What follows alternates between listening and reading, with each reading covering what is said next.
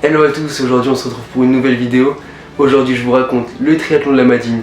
Donc, le 21 septembre 2025 restera une date gravée dans ma tête. Donc c'était la première fois pour moi que je faisais un triathlon de format M. Bien que j'ai eu l'occasion précédemment de faire déjà un triathlon format L, donc un Alpha Ironman. Je venais donc avec une certaine confiance mais aussi avec beaucoup de curiosité parce qu'un triathlon format M c'est un peu plus explosif, un peu plus nerveux et je voulais vraiment me mesurer à ces intensités là. Mais juste avant de continuer le résumé de course, je t'emmène avec moi un jour avant, comment je m'organise, ce que j'ai fait et puis j'espère que ça pourra peut-être t'aider. Bon du coup aussi, je suis passé chez mes parents pour récupérer toutes mes affaires pour le triathlon de ce week-end. J'ai reçu les échantillons de ma marque de vêtements. J'ouvre une nouvelle branche sport. Restez à l'affût, ça sort très bientôt. Je récupère mes affaires et on se prépare pour ce week-end. J'ai récupéré toutes mes affaires pour ce week-end. Tout est prêt. L'aspect nutrition est prévu avec mes affaires de vélo, donc les casques, les chaussures. Ensuite on a l'aspect natation, donc la combi avec les lunettes et le bonnet. Après la partie course à pied, je prends le support dossard, la trifonction, les chaussettes et je prends toujours des affaires de change pour après la course me mettre au sec et ne pas avoir froid. On oublie souvent cette partie mais je trouve que c'est toujours un confort en plus.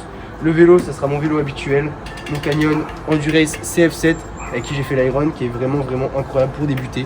En termes de nutrition, je prendrai 2-3 gels, plus les électrolytes et l'isotonique, rien de plus, rien de moins. Normalement, on va partir sur 3h30 de course au maximum, donc ça devrait largement suffire. Bon, ça y est les gars, je prends la route, du coup direction la Madine. Il est à peu près 17h, donc je vais arriver sous les coups de 18h. Comme ça, je me pose ce soir là-bas, je dors là-bas directement et comme ça, on est OP demain pour la course. Trop hâte, ça va être trop fou. Je fais vite des plans quand j'arrive là-bas. Je suis bien arrivé, j'ai rejoint mon frérot qui fait la course avec moi demain, donc on dort ici ce soir.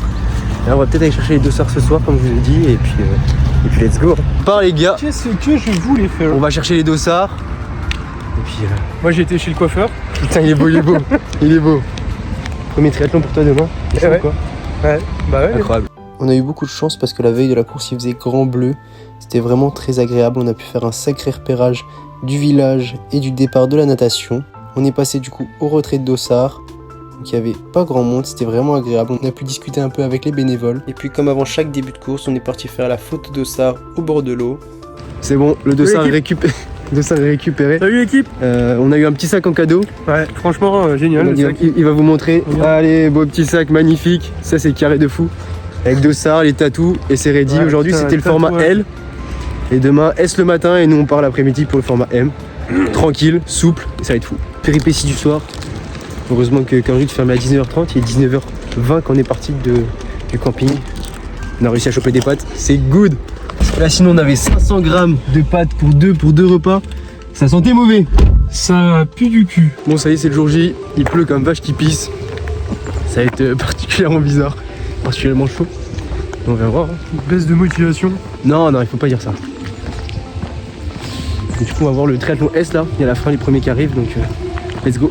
Et puis après avoir vu le S, c'était à notre tour de tout mettre en place. Une fois les affaires tout organisées, le sac bien rempli, on est parti directement se rendre au parc à vélo. C'est à ce moment-là que je remercie évidemment mon cadreur qui m'a accompagné sur toute la course, malgré le temps bien horrible, grâce à notre pass média fourni par Lighton. Je remercie également pour avoir cru en mon projet. Donc petite piqûre de rappel pour le format d'un triathlon M, c'est 1,5 km de natation, 45 de vélo avec 400 de D+, ici en l'occurrence, et on finit par 10 km de course à pied.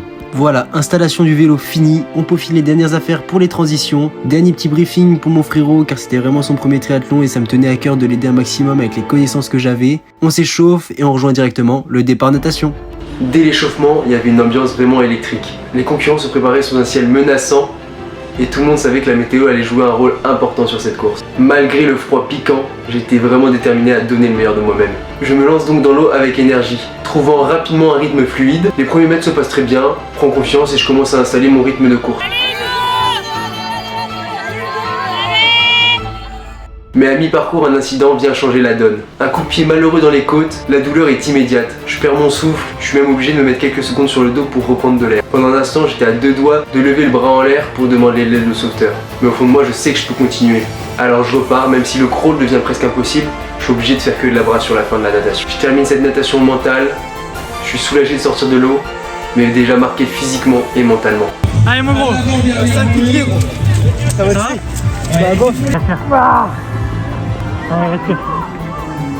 t'as le bouton là.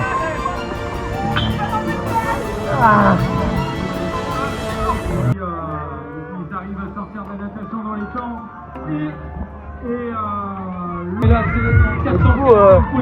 J'ai dû ralentir, le chrono il passait pas parce qu'à chaque fois ça m'en fait dans le corps. Tire du parc à vélo dans quelques instants.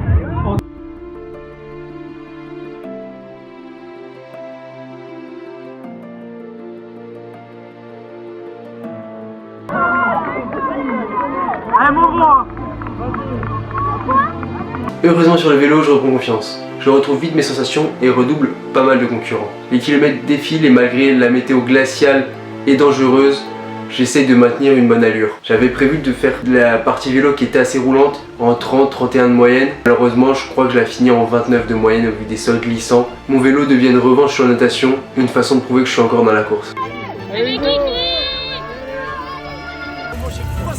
Bon, arrête.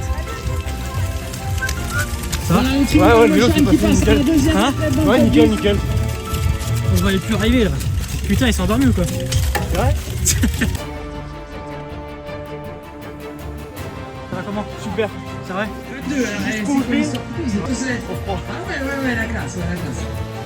Sinon ça va? C'est ça qu'on veut. Bien. J'ai récupéré parce que le pied dans les côtes il m'a niqué sur la natation. J'ai un peu le seum. C'est pas grave, c'est rien. T'auras eu un sacré temps quand même. Sacré temps de cochon quand même.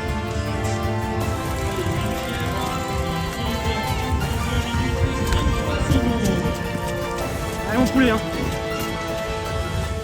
J'arrive sur la deuxième transition, je pose le vélo avec un temps correct, mais je sais que la difficulté n'est pas finie. Sur le vélo, le froid m'a empêché de me nourrir correctement. Avec les doigts engourdis, je n'ai pas réussi à ouvrir mes gels ni mes pommes-potes. Je n'ai pu compter que sur mes bidons d'électrolytes et isotoniques, et cela pèse directement dès mes premiers kilomètres de course à pied. Les jambes sont assez lourdes, l'énergie vacille, mais petit à petit j'arrive quand même à ravaler un peu de sucre et relancer mon allure. Les derniers kilomètres sont les plus beaux, je termine en 4,30, 4,40 comme un barreau d'honneur pour conclure la journée. Mais j'avoue que les derniers 300 mètres, j'avais l'impression d'avoir plus qu'un seul poumon au vu de la douleur que je ressentais sur ma côte droite.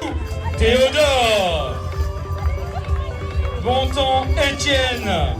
Je franchis la ligne d'arrivée en 3h22. Mon objectif était clair, faire entre 3h et 3h30, donc objectif atteint. Mais au fond de moi, je savais que j'aurais pu faire mieux. Sans ce coup que j'ai pris à la natation, sans ces problèmes d'alimentation dus au froid, c'est frustrant, oui, mais c'est la beauté du triathlon. Chaque course est imprévisible, et c'est ces incertitudes qui rendent la ligne d'arrivée si précieuse. Ce triathlon M de la Madine m'a pas offert la course parfaite que j'espérais, mais il m'a donné quelque chose de plus important. Une leçon. J'ai appris à composer avec l'inattendu, à continuer même quand le corps dit stop, à transformer la douleur en motivation. Je sais que j'aurais pu aller plus vite, mais je suis surtout fier d'avoir trouvé la force de finir. Dans ces conditions difficiles et en respectant mon objectif de temps. La morale est donc simple. On ne contrôle pas toujours tout dans une course, mais on contrôle toujours la façon dont on réagit. Et c'est là que réside la vraie victoire. Je suis vraiment content de cette vidéo. J'avais en tête de la tourner depuis un petit moment, une vidéo un peu plus complète. C'est vraiment le format de vidéo que j'aime réaliser et tourner.